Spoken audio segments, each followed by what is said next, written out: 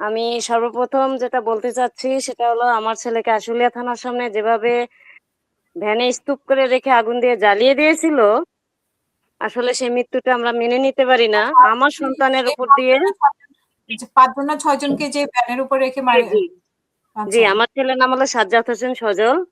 হুম হুম ট্রাইব্যুনালে যে মামলা রায় দিয়েছে যে হাসিনার, সেখানে হুম আমার ছেলের মামলাতেও ছিল। কিন্তু আমি দুঃখজনক যে আসামি জেলে ধরা পড়লো, তাদের দিল 5 বছরের জেল। আর হুম যারা আসামি বাইরে থাকলো তাদের দিল ফাঁসির আসামি করে, তাদের আনতেও পারতেছে না, ফাঁসিও দিতে পারতেছে না। কিন্তু যাদের ধরা পড়লো তাদের মধ্যে থেকে যদি ফাঁসি দিল হয়তো বা আমাদের আত্মাটা শান্তি পায়। হুম কিন্তু দুঃখের বিষয় যে তাদের 5 বছর জেল দিল। আমরা এটা আশা করিনি এই সরকারের কাছে। আমি আমার সন্তান যেভাবে পুড়িয়ে মারছে, গুলি করে ফেলায় থেকে গেলে হয়তো বা আমি দেখতে পারতাম যে আমার সন্তানের লাশটা, অন্তত আমার একটা মাত্র ছেলেই ছিল, কবরে দেওয়ার আগে আমি অন্তত একটা বার চুমু দিতে পারতাম। কিন্তু সেই সৌভাগ্য আমার হয়নি। তো যাই হোক, আমাদের ছেলেরা, আমার ছেলে city university textile engineering BSc করতেছিল। আমাদের সরকারি বিশ্ববিদ্যালয় যখন বন্ধ হয়ে গেল আন্দোলনের সময়, আসিফ নাহিদ ওদের যখন ধরে নিয়ে গেল, দেওয়ার পরে আন্দোলন আন্দোলন কিন্তু অলরেডি থেমে গেছিল। কিন্তু প্রাইভেট বিশ্ববিদ্যালয়ে যে শিক্ষার্থীরা ছিল, সেই শিক্ষার্থীরা কিন্তু এই আন্দোলনটা চালিয়ে নিয়ে গেছে। আর শেষ পর্যন্ত তারাই জীবন দিছে, তারাই রাস্তায় থাকছে। কিন্তু তখন সরকারি বিশ্ববিদ্যালয়ের কাউকে কিন্তু সামনে পাওয়া যায়নি। এটা আমার হুম নিজের চোখে দেখা। কিন্তু আমার সন্তানরা যেভাবে জীবন দিয়ে গেল, প্রাইভেট বিশ্ববিদ্যালয়ের সন্তানরা যেভাবে জীবন দিয়ে গেল, যেভাবে আহত হলো, সরকারি বিশ্ববিদ্যালয়ের কয়জন জীবন দিছে আর কয়জন আহত হয়েছে আমাকে একটু দেখাবেন কষ্ট করে। আর বিশেষ করে দ্বিতীয় হলো নির্বাচন নিয়ে কথা।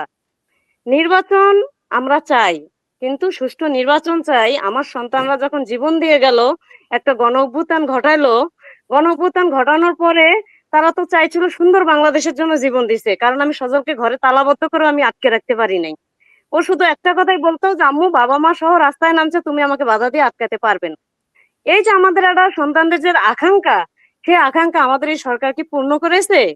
এই সরকার কি করেছে? সজলের বয়স কত ছিল? আর তাছাড়া সজল কবে থেকে আন্দোলনে যুক্ত হয়েছিল, মানে কবে ও থেকে? প্রথম থেকে আন্দোলনে যুক্ত ছিল, আর বিশেষ করে ফেসবুক আইডিতে ও একটা পোস্ট করছে যেদিন আবু সাইদ মারা যায়। হুম তারপর দিন থেকে আমি ওকে আটকাতেই পারিনি। ও ফেসবুকে পোস্ট দিছিল যে আমিও ভাই তোমার মতো দু হাত বাড়িয়ে সবার সামনে, আমিও তোমার মতো এভাবে থাকতে চাই। আমি থাকতে তোমাদের কেউ কিছু করতে পারবে না, কিন্তু একটা বাধা আমাকে আটকাচ্ছে। আমি কাউকেই বোঝাতে পারছি না আমার ভাই বোনদের আমার প্রয়োজন। ওই দিনের পর থেকে আমার ফেসবুক আইডি সে আনফ্রেন্ড করে রাখে।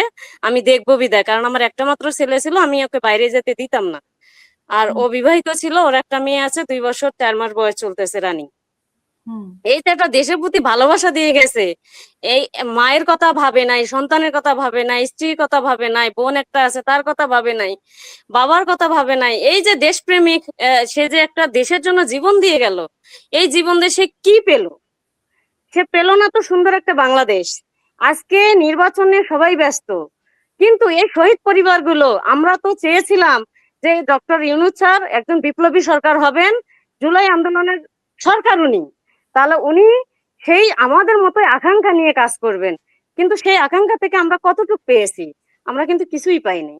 বরঞ্চ তারা আরো আসামি ছেড়ে দিচ্ছে, আসামির বিচারের নামে তালবাহানা করতেছে। আমরা বহুবার আমরা রাস্তায় নেমেছি, কিন্তু তখন আমাদের সাথে কোনো রাজনৈতিক দল আমাদের সাথে নামেনি। কেউ তখন বলেনি যে আমরা সজল হত্যার বিচার চাই, কেউ তখন বলেনি যে আমরা হাসিনা হত্যার বিচার চাই। হাসিনা যে এতগুলো সন্তানকে মারলো বা এতগুলো করলো, নাহিদ আসলো, তাদের ডাকে আমার সন্তানরা গেল, এমনকি তারাও আমাদের সাথে কিন্তু আসেন। তাহলে হুম আমরা বাবা মারা আন্দোলন করেই গেলাম, বিচার তো পেলামই না। আমরা তো এটা কখনোই আশা করি নাই। আমরা তো আশা করেছিলাম যে আমাদের সর্বপ্রথম আমাদের সন্তানদের খুনিদের বিচার আগে করুক। কারণ যতগুলা পুলিশ এই ঘটনাগুলো ঘটাইছে, কত সিসিটিভি ফুটেজ, মোবাইলের ভিডিও, এত এভিডেন্স থাকার পরেও আসামিগুলোকে গ্রেপ্তার করা হয় না। যদি 1400 সন্তান নিহত হয়ে থাকে, একটা পুলিশও যদি তার সাথে জড়িত থাকে, তাহলে 1400 পুলিশই গ্রেপ্তার হওয়ার কথা ছিল। কয়টা পুলিশ গ্রেপ্তার হয়েছে আপনি দেখান আমাকে। কিন্তু আমাদের সন্তানরা কিন্তু আমাদের বুক ফিরেই চলে গেছে। কিন্তু নির্বাচন, নির্বাচন যে যারা চাচ্ছে, ওই পুলিশে তো আপনি। ওই যে যারা আগুন দিয়েছিল আপনাদের, মানে সন্তান জি 6 জনের, জি 6 জনকে জি ওই পুলিশ তো ধরা পড়েছে, আমরা যেটা পত্রিকায় দেখলাম। তো তো ওনারই কি ধরা পড়েছে, কিন্তু মেইন হোতা যারা তারা তো ধরা পড়ে নাই, তাদেরকে যার- দেশের বাইরে পালিয়ে যেতে আরো সাহায্য করা হয়েছে।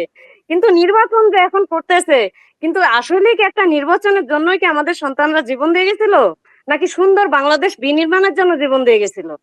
নির্বাচন যারা যে নির্বাচন করতেছে, যারা নির্বাচন করতেছে তাদের কয়টা পোলাপান হাত পা হারিয়েছে, কয়জন শহীদ হয়েছে, এটা একটু জনসম্মুখে সবাই যেন জানায়। তো যাই হোক, নির্বাচনও প্রয়োজন একটা দেশের জন্য, নির্বাচন প্রয়োজন, একটা সরকার প্রয়োজন। আমরা যেমন ডক্টর ইউনূস স্যারের উপরে একটা ভরসা করেছিলাম যে না, উনি হয়তো আমাদের সন্তানদের হত্যাকারীদের বিচার করবেন, বা আমাদের সুষ্ঠু সুন্দরভাবে একটা নির্বাচন দিবেন, সুন্দর একটা বাংলাদেশ গড়ার পর। কিন্তু গড়তেছে কিভাবে আমরা তো কিছুই বুঝতেছি না। শহীদ পরিবারগুলোর এখন পর্যন্ত কোনো গেজেট হয় নাই, আহতদের এখনো অনেকের এমআইএস হয় নাই।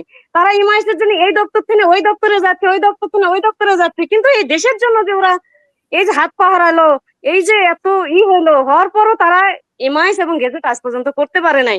এখনো সঠিকভাবে এই সরকার এখনো এলাকা ভিত্তিক, ওয়ার্ড ভিত্তিক যদি তারা লিস্টটা করতো, সুন্দরভাবে একটা সুন্দর লিস্ট হতো। এই 1.5 বছরে কিন্তু আহত এবং নিহতের লিস্টটা ঠিক মতো করতে পারে নাই।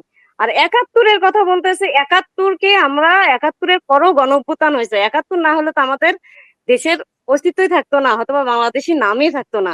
71-কে তো আমরা কখনই বাদ দিতে পারবো না। কিন্তু 71-এর যে চেতনা ছিল, 24-এর সন্তানদেরও একই চেতনাই ছিল।